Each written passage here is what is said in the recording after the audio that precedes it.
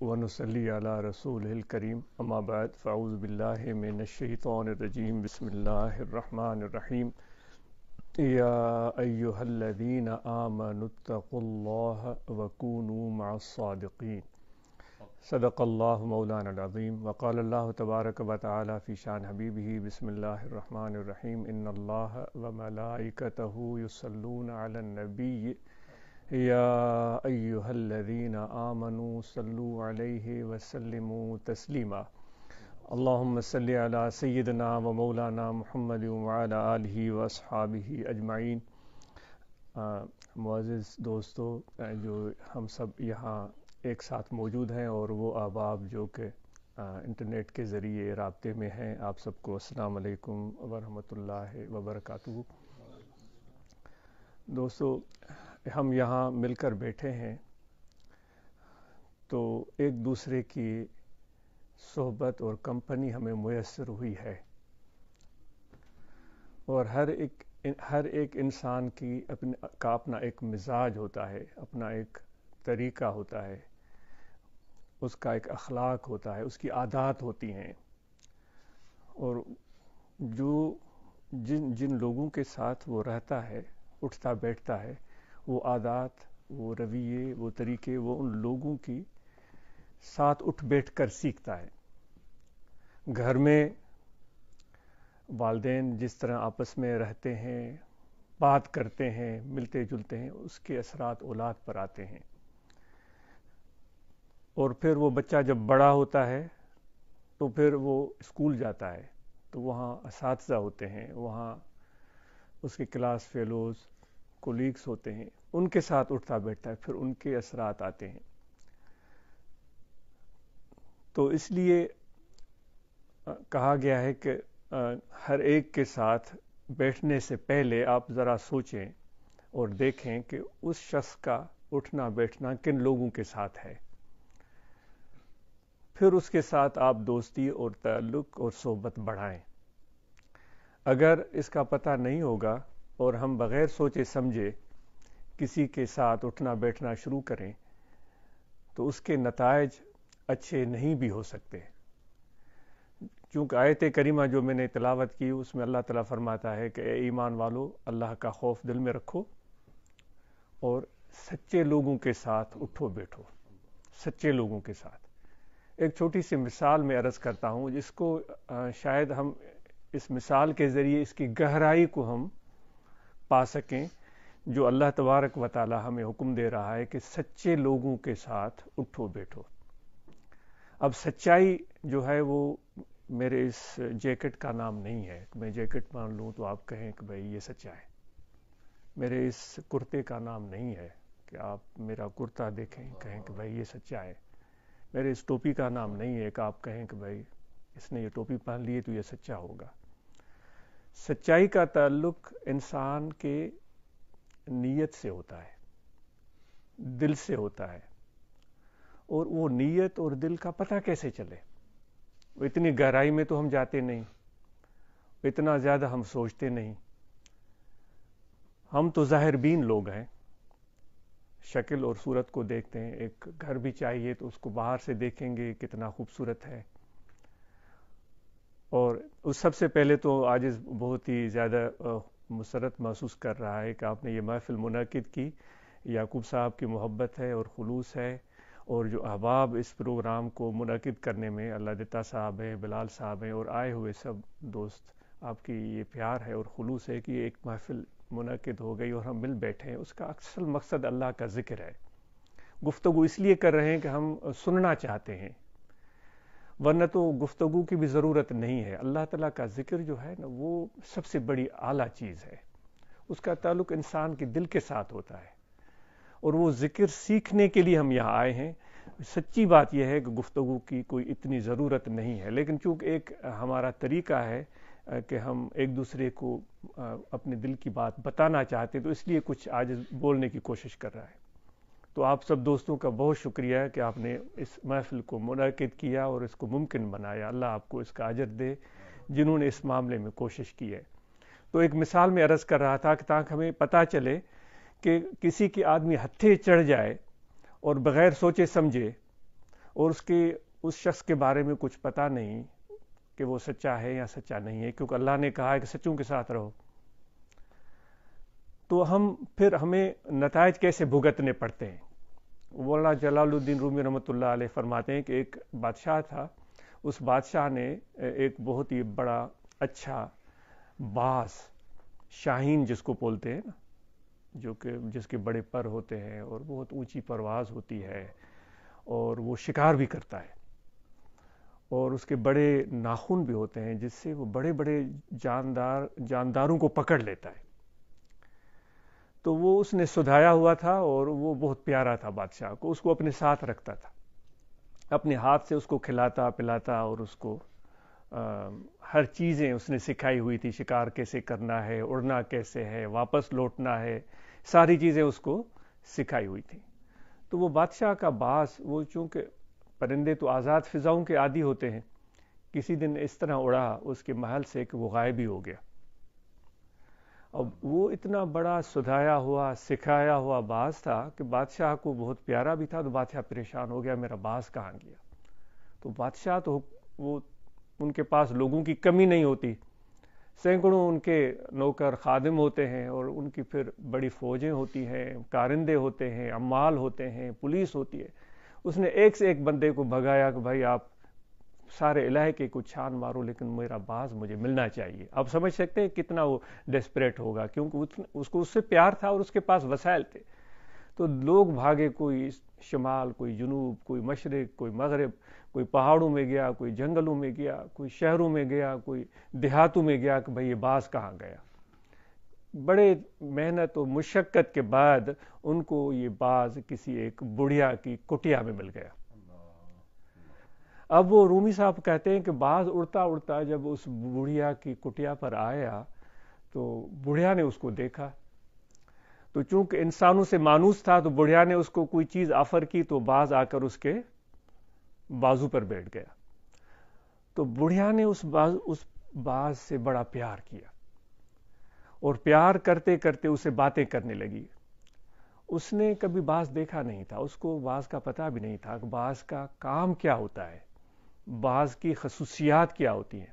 وہ اب اس سے اپنا پیار جتلا رہی ہے، ہاتھ اس کے سر پر ہاتھ پھیر رہی ہے. اس کے یوں پر کھولے تو بہت لمبے تھے، تو اس کو ایسے لگے جیسے کسی لڑکے کے بال بڑے ہو جائیں تو وہ بھدا لگتا ہے. اس نے اوہو تمہارے یہ جو پر ہیں اتنے بڑے ہیں، کتنے بھدے لگ رہے ہو، یہ برے لگ رہے ہیں پر، ان کو کسی حد میں ہونا چاہیے. اس نے کینچی اٹھائی اور اس کے پر کاٹ دیے، کیونکہ یہ اس کو وہ چاہ رہی تھی کہ یہ پرندہ خوبصورت لگے، اچھا نظر آئے. اور پھر جب اس نے کھلانے کی کوشش کی تو وہ کچھ کھا نہیں پا رہا تھا، کیونکہ وہ گوشت کھانے کے لیے اس کی نوکدار چونچ ہوتی ہے. اس نے کہا ارے تو دانا بھی نہیں چگ سکتا، اس طرح کی چونچ سے تو دانا کیسے چگے گا؟ کیونکہ اس کو تو پتہ ہی نہیں تھا کہ یہ تو دانا نہیں چگنے والا، یہ تو گوشت خور ہے. اس نے کہا تم دانا کیسے کھاؤ گے؟ وہ سوچ رہی تھی کبوتر کی طرح ہوگا. اس نے کینچی اٹھائی، اس کی چونچ کاٹ دی تاکہ تم دانا تو کھا سکو نا، یہ چونچ کس کام کی ہے؟ پھر اس نے اس کے پنجوں کو دیکھا تو اس کے بڑے بڑے ناخن تھے. اس نے کہا اوہو یہ تو بڑے بھدے لگ رہے ہیں، خراب لگ رہے ہیں، یہ تو اس سے تمہاری خوبصورتی متاثر ہو رہی ہے. اس نے کینچی اٹھائی اور اس کے ناخنوں کو، اس کے پنجے کے ناخنوں کو اس نے کاٹ دیا. اب آپ تصور کریں اس باز کی شکل کیا رہی ہوگی. تو جب بھاگتے بھاگتے لوگ وہاں پہنچے تو وہ باز تو مل گیا. باز کو لے کر بادشاہ کے پاس گئے. بادشاہ نے جب باز کو دیکھا تو وہ بڑا پریشان ہوا، اور اس کو دیکھ کر اس کے تو اوسان خطا ہو گئے، کیونکہ اس نے بڑی محنت سے اس کو پالا پوسا تھا، اس کو سدھایا ہوا تھا. تو اس باز کو بادشاہ کہنے لگا کہ دیکھو تم ایسے لوگوں کے ہتھے چڑھ گئے جن کو تمہارے بارے میں کچھ علم نہیں، تمہاری قدر نہیں جانتے، تمہارا کام نہیں جانتے، تمہاری خصوصیات کو نہیں جانتے. تو انہوں نے تمہارا کیا حشر کر دیا. غلط لوگوں کے ہتھے چڑھ گئے اور تم نے اپنی وہ جو خصوصیات ساری تھی وہ ساری گنوا دی. اب تم اڑ بھی نہیں سکتے، پر کٹے ہوئے. تو یہ باز جب اڑے ہی نہیں تو وہ کیا، وہ تو مرغی کی طرح ہو گیا. وہ گھر میں جس طرح مرغی آدمی پال لے، چونچ کٹ گئی، اب تم گوشت بھی نہیں کھا سکتے تو تم پیٹ کیسے بھرو گے؟ پنجے بھی کٹ گئے، تم شکار بھی نہیں کر سکتے. تو جب انسان جو اس طرح کے بے قدر اور لا علم اور غلط لوگوں کے ہتھے چڑھ جائے تو پھر ہمارا حال بھی ایسا ہی ہو جاتا ہے کہ ہم جھوٹ بولنا بھی شروع کر دیتے ہیں، ہم دھوکہ دینا بھی شروع کر دیتے ہیں، ہم اور بے شمار عادتیں اپنا لیتے ہیں، کیونکہ وہ چیز جن کے ساتھ ہم اٹھتے بیٹھ رہے ہیں ان کی عادتیں، ان کے طریقے ہم غیر محسوس طریقے سے، وہ ہمیں کہیں گے بھی نہیں۔ اگر کوئی سگریٹ پینے والا ہے، ہم ان کے ساتھ گھومتے پھرتے رہیں تو کسی دن وہ ہمیں بھی کہے گا بھائی ایک کش لگا لو، تو ہو سکتا ہے پہلے ہم سگریٹ نہ پی رہے ہوں، اس وقت پینا شروع کرتے۔ تو عربی کا کہنا ہے کہ الصحبت مؤثرۃ ولو کان ساعۃ، صحبت کا اثر ہوتا ہے چاہے کہ ایک لمحے کے لیے ہی کیوں نہ ہو۔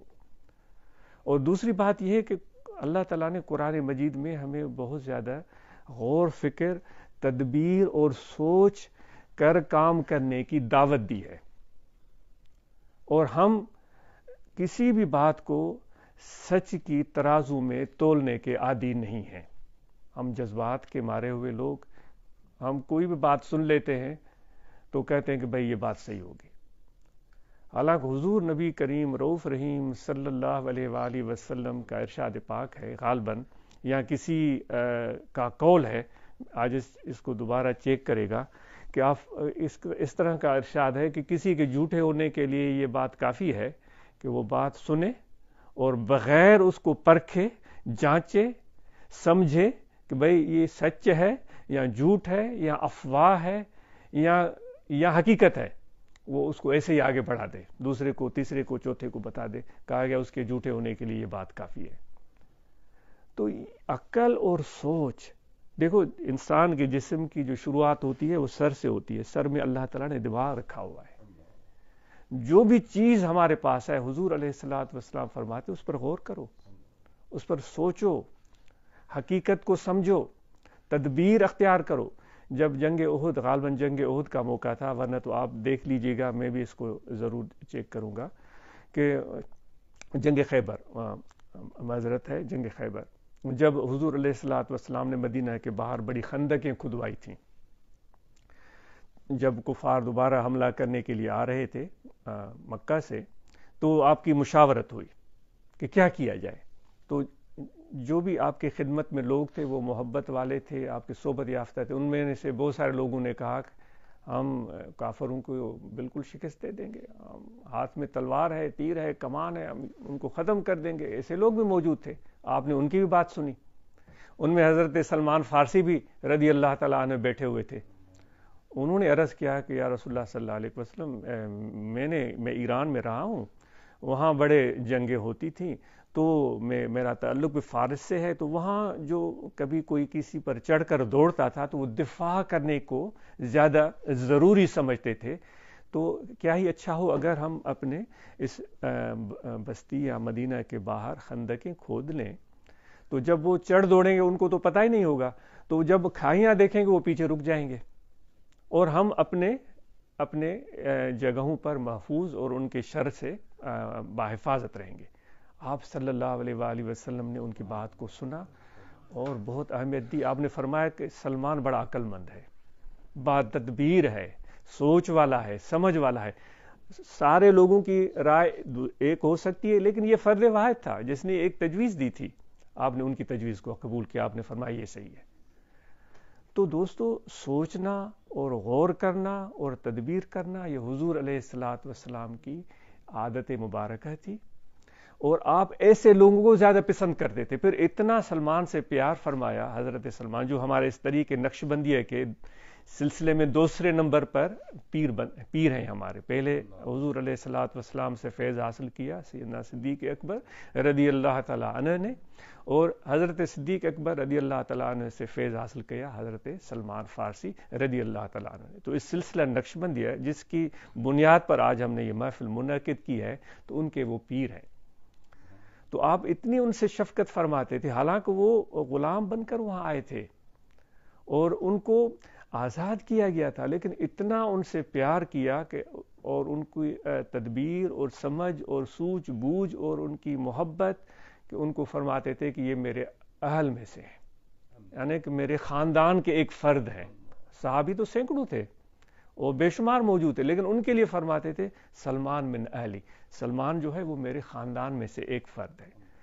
تو یعنی عقل اور تدبیر اور سوچ سمجھ کر بات کرنے والے کو حضور علیہ الصلوۃ والسلام پسند فرماتے۔ تو آج کی محفل کی دو باتیں ہیں۔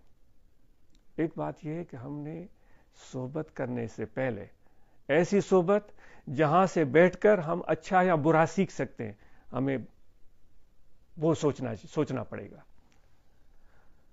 اور اگر ہم چاہتے ہیں کہ اللہ تعالیٰ کی نظر میں پسندیدہ بن جائے، دوسری بات یہ ہے کہ کوئی بھی کام کرنا ہے تو جلد بازی نہیں کرنی ہے، سوچنا ہے، بھی دین کا کام ہو یا دنیا کا کام ہو۔ تو وہ سوچ بچار اور غور و فکر، اور حضور علیہ الصلوۃ والسلام کو تو اللہ تعالیٰ نے ان سے بڑھ کر تو کوئی عقل مند تھا ہی نہیں، اللہ نے ان کو ہر عقل سے نوازا تھا، لیکن اللہ نے ساتھ بھی فرما دیا کہ اپنے صحابہ سے مشورہ کیا کرو، وَاجْعَلُوا شُورَىٰ بَيْنَهُمْ، ان سے مشاورت کیا کرو۔ یہ قرآن مجید کی آیت کا ترجمہ میں عرض کر رہا ہوں، یعنی کہ ان سے بات کر کے مشاورت کرو، ان کی رائے کیا ہے، ورنہ تو آپ کا حکم ہوتا تو صحابہ کیا پیچھے رہتے؟ آپ سب صحابہ لبیک کہتے، لیکن آپ کی عادت تھی کوئی چھوٹے سے چھوٹا بھی کام ہوتا تو ان کو بٹھاتے تھے، ان سے گفتگو فرماتے تھے۔ بھائی جنگ احد کا موقع بھی تھا، مجھے یاد ہے کہ جب کہ جس طرح کی روایات میں ہے، آپ بھی ضرور پڑھ لیجیے کہ تاریخ ہم پڑھتے نہیں ہیں، تاریخ کو صرف ہم جذباتی واقعات کو ہم لے لیتے ہیں، بس اس سے ہمارے اندر جوش پیدا ہوتا ہے اور ایک ولولہ پیدا ہوتا ہے، اس میں ہم خوش ہو جاتے ہیں۔ ورنہ تو تاریخ کو پڑھنے کے لیے ہمیں گہری نظر چاہیے، اور اس کو سمجھنے کے لیے اس وقت آس پاس کیا ہو رہا تھا اس کو بھی دیکھنا پڑتا ہے۔ تو جنگ احد کے موقع پر جب صحابہ سے آپ نے مشاورت کی تو کچھ صحابہ ایسے تھے جو جنگ بدر کے ٹائم پر جنگ میں شریک نہیں ہو سکے تھے، باوجود کوئی مشکلات ہوں گی، کوئی ضروریات ہوں گی، تو ان صحابہ کو بڑا جوش چڑھا ہوا تھا کہ بھائی جنگ بدر میں وہ صحابہ گئے تھے، انہوں نے بڑی ان کی تعریفیں ہوئیں، ان کو اللہ نے کی رحمتیں ملی، حضور کی دعائیں ملی، تو یہ موقع بنا ہے، کفار آ رہے ہیں، ہم بھی اب لڑنے کے لیے تیار ہیں۔ جب مشاورت ہوئی تو جو جوشیلے جوش اور جذبے میں تھے انہوں نے کہا کہ ہم لڑیں گے، باہر نکلیں گے۔ اس وقت بھی کچھ لوگ یہ کہہ رہے تھے کہ نہیں، ہمیں دفاع کرنا چاہیے، ہم اپنے مدینہ کو خندق کھود کر اس کو محفوظ بنانے کی کوشش کرتے ہیں۔ لیکن کچھ صحابہ کیونکہ ان کی اکثریت ہو گئی، حالانکہ حضور علیہ الصلوۃ والسلام کی رائے بھی یہی تھی کہ ہمیں اپنے جگہ پر رہ کر ہم دفاع کرتے ہیں اور ان کو تھکاتے ہیں، لیکن جب ان کی جوش اور جنون جب ان کا زیادہ تھا اور ان کی اکثریت تھی تو آپ نے فرمایا چلو ٹھیک ہے۔ اور پھر صحابہ نے محسوس کیا کہ ہم نے تو حضور علیہ الصلوۃ والسلام کی رائے کے برعکس رائے دے دی ہے، کیوں محسوس ہو جاتا ہے نا گفتگو سے، ہم نے تو برعکس رائے دی ہے۔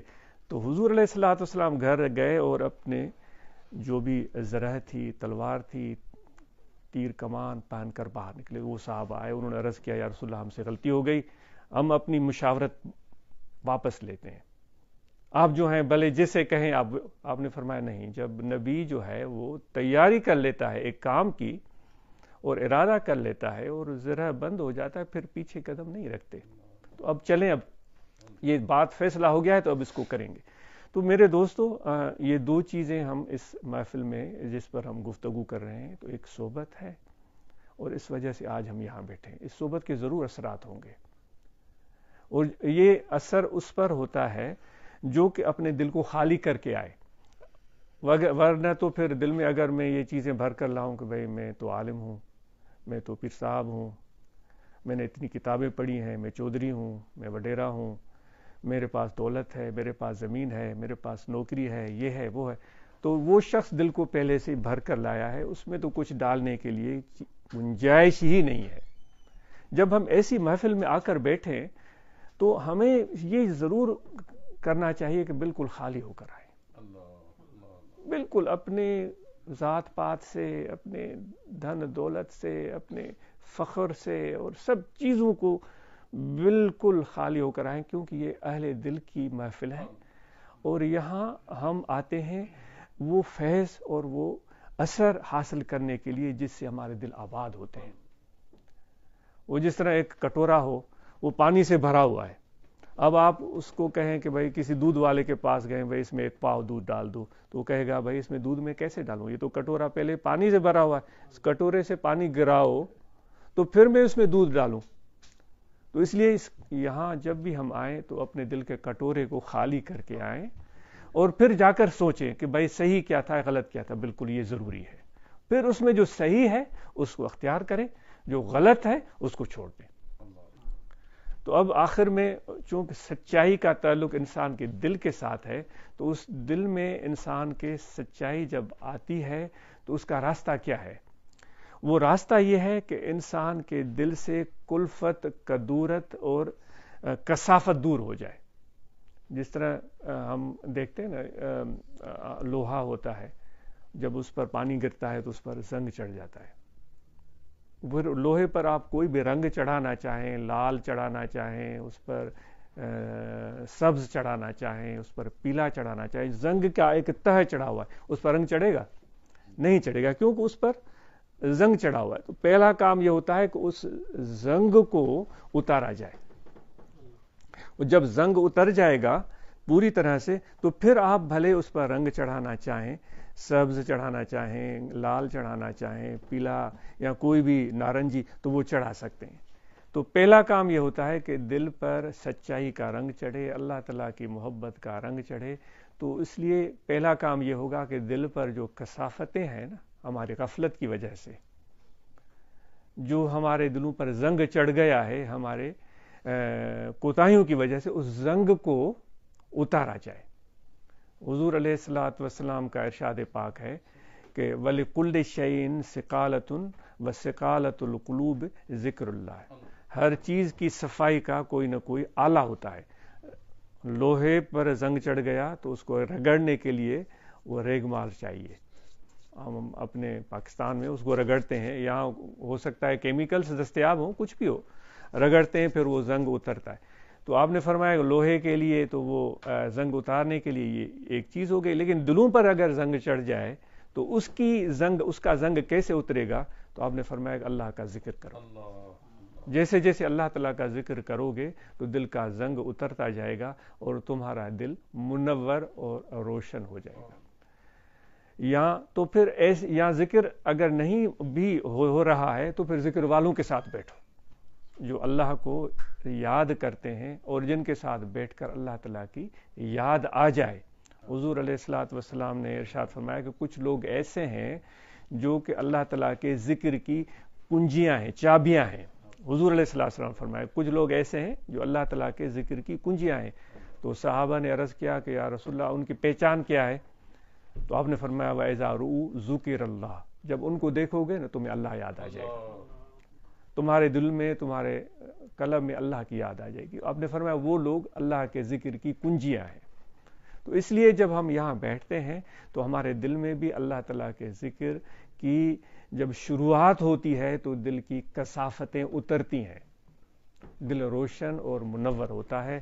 تو اب اس ذکر کی تلقین کی جاتی ہے کہ بائیں جانب، کیونکہ یہ سلسلہ نقشبندی ہے، اس سلسلہ نقشبندی میں ذکر قلبی ہوتا ہے، اور زبانی ذکر زبان سے ہوتا ہے۔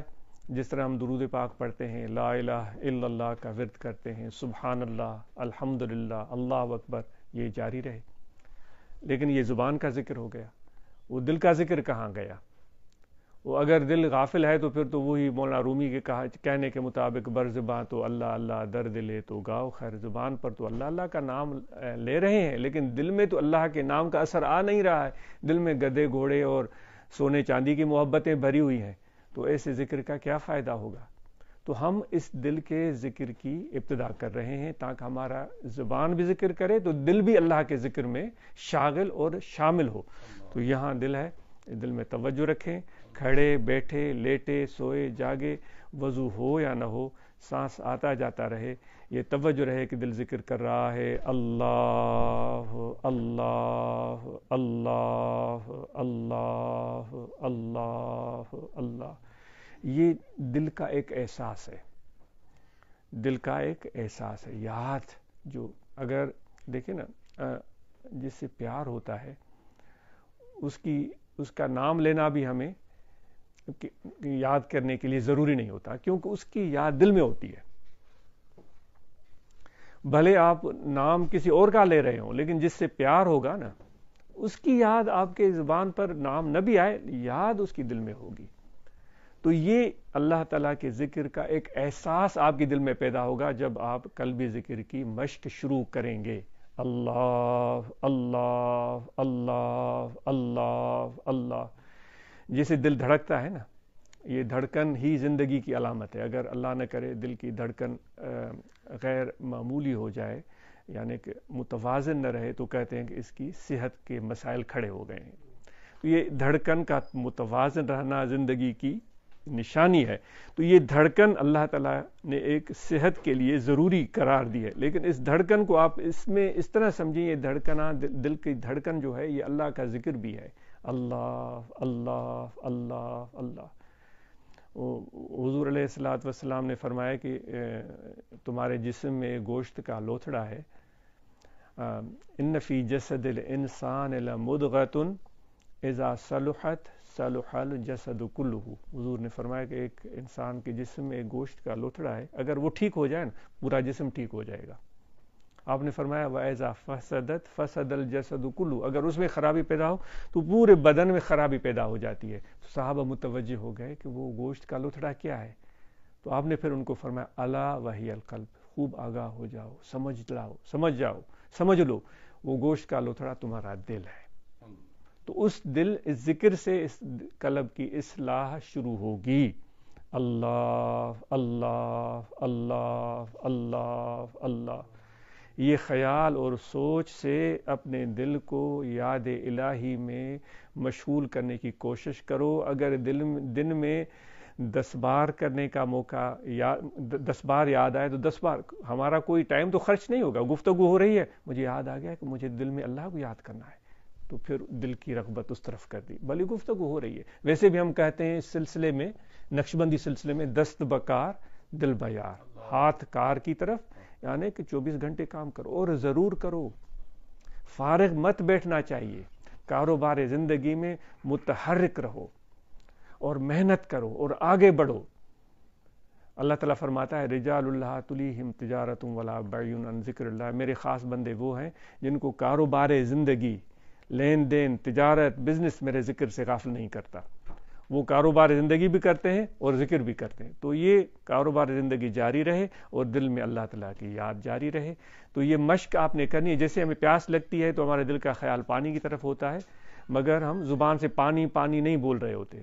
پیاس ہے تو پانی کی یاد دل میں رہے گی، ایسے ہی اللہ کی یاد دل میں رہے، اللہ اللہ اللہ۔ آخر میں آپ کے قلب پر انگل رکھ کر آپ کو ذکر کی اجازت بھی دی جائے گی۔ تو یہ اس کے لیے کوئی شرط نہیں ہے، کھڑے بیٹھے لیٹے سوئے جاگے، وضو ہو یا وضو نہیں ہے، آپ بازار میں ہیں، شہر میں ہیں، سفر میں ہیں، گھر میں ہیں، جہاز میں ہیں، موٹر کار میں ہیں، آپ واک کر رہے ہیں، کچھ بھی ہو، کسی بھی کیفیت میں ہو، وضو ہو یا نہ ہو، بدن پاک ہے یا پاک نہیں ہے، ہر کیفیت میں قلبی ذکر کر سکتے ہیں۔ اور یہ ہر وقت اللہ تعالیٰ کی طرف سے ہم پر ڈیوٹی عائد ہوتی ہے۔ اللہ تعالیٰ فرماتا ہے کہ میں نے جن اور انسانوں کو پیدا ہی اپنی یاد کے لیے کیا ہے۔ آپ نے سنا ہے، ان کو پیدا اس لیے کیا ہے کہ مجھے یاد کریں۔ تو یہ دائمی یاد جو ہے زبان سے نہیں ہو سکے گی، یہ دل سے ہوگی۔ تو اس لیے کہا جاتا ہے دست بکار دل بیار، ہاتھ کار کی طرف، کاروبار کی طرف، دنیا داری کی طرف، اور دل میں اللہ کی یاد رہے۔ تو یہ ہنر ہم نے سیکھنا ہے۔ تو اس طرح جو یعقوب صاحب جس طرح کہہ رہے تھے کہ جب ہم صحبت میں بیٹھے ہیں اور یہ ذکر کی نعمت ملی ہے تو مجھے اس سے اطمینان ملا ہے۔ اطمینان سے بڑھ کر اور کیا دولت کوئی ہو سکتی ہے؟ دھن دولت پیسے انسان حاصل بھی کر لے، کیا ایسے اطمینان مل جاتا ہے؟ بڑا گھر بنا لے، بڑا بینک بیلنس بنا لے، کیا اس سے انسان کو اطمینان مل جاتا ہے؟ بادشاہ بن جائے، حکمران بن جائے اور سینکڑوں اس کے کارندے ہوں، کیا اس سے دل کو اطمینان مل جاتا ہے؟ دل کو اطمینان تب ملتا ہے جب اللہ تعالیٰ کی محبت دل میں آ جائے۔ تو یہ تو اللہ تعالیٰ نے پابند، الا بذکر اللہ تطمئن القلوب، خبردار آگاہ ہو جاؤ، دلوں کا اطمینان جو ہے نا وہ میرے ذکر میں ہے، اللہ نے فرما دیا ہے۔ تو اطمینان اگر ہم چاہتے ہیں تو پھر ذکر کی دولت کو جاری رکھیں، اور یہ ایک تعلق پیدا ہو گیا، جب بھی ہوں، گھر میں ہوں، کہیں بھی ہوں، تو کبھی بھی ہم اس محفل کو یاد کر لیں کہ ایسے ہم بیٹھے تھے اور ایسے ہم نے ذکر کیا تھا، تو فوراً آپ محسوس کریں گے جو ذکر والوں کی صحبت کے اثرات ہیں نا، جہاں بھی ہوں گے وہ اثرات آپ کے دل پر آنا شروع ہو جائیں گے، اور پھر وہ مشکلیں، جو پریشانیاں، مشکلیں نظر آ رہی ہیں نا، وہ بھی اللہ تعالیٰ کی مدد سے آسان ہونا شروع ہو جائیں گی۔ وہ کس نے کہا ہے، مشکلیں آسان نظر آنے لگیں، مشکلیں آسان نظر آنے لگیں جب ہمیں اپنا بنایا یار نے۔ تو جب اس کے قریب ہو جائیں گے تو یہ مشکلیں بھی جو ہیں وہ آسان ہوتی ہوئی ہمیں نظر آئیں گی، اور پھر صحبت کریں، کبھی بھی موقع ملے تو چند لمحے ہم بیٹھیں اور صحبت کریں، تو اس سے انشاءاللہ اچھے اثرات مرتب ہوں گے، اور ہم نماز پنجگانہ ادا کریں، رمضان کے مہینے کے روزے رکھیں، زکوٰۃ ہم میں سے جس کسی پر واجب ہے وہ زکوٰۃ ادا کرے، حج ہم میں سے جس کسی پر فرض ہے تو وہ حج ادا کرے بلا دیر، اور اپنے گھر والوں کے ساتھ محبت اور پیار کا برتاؤ کریں، برداشت اور بردباری کا مظاہرہ کریں، اپنے پڑوسیوں کے ساتھ اچھا رویہ رکھیں، عیب اگر دیکھنے ہیں تو ہم اپنے دیکھیں، اوروں کے عیب ڈھونڈنے کے ہم پیچھے ہم مت پڑیں، کوئی بھی ہے اوروں کے عیب مت ڈھونڈیں، ہماری یہ ڈیوٹی نہیں ہے۔ حضور نے فرمایا کہ سب کے بارے میں اچھا گمان رکھو، آپ نے سنا ہے، سب کے بارے میں اچھا گمان رکھو، اگر ٹٹولنا ہے تو اپنے آپ کو ٹٹولو۔ وہ مولانا جلال الدین رومی کا کہنا ہے کہ میں پہلے نادان تھا، میں دنیا کو ٹھیک کرنے کی کوشش میں لگا رہا، پھر اللہ نے مجھے سمجھ دی، پھر میں نے اپنے آپ کو ٹھیک کرنے کی کوشش کی۔ تو یہ سب سے بڑا اہم کام ہوتا ہے۔ تو نماز ہم پنجگانہ ادا کریں، اور ذکر کے ساتھ ہم مراقبہ کرتے ہیں، تو تھوڑی دیر کے لیے ہم مراقبہ کریں گے۔ تو آپ سب دوست جو ہیں الحمد شریف پڑھیں، ایک بار پہلے 11 مرتبہ درود پاک، پھر ایک بار الحمد شریف سورہ فاتحہ، اور 11 بار سورہ اخلاص، 11 بار سورہ قریش یعنی لاف شریف، اور ان رحمت اللہ قریب من المحسنین۔ جن دوستوں کو یہ آیت کریمہ یاد ہو 25 مرتبہ یہ پڑھ لیں، پھر آخر میں 11 بار درود شریف۔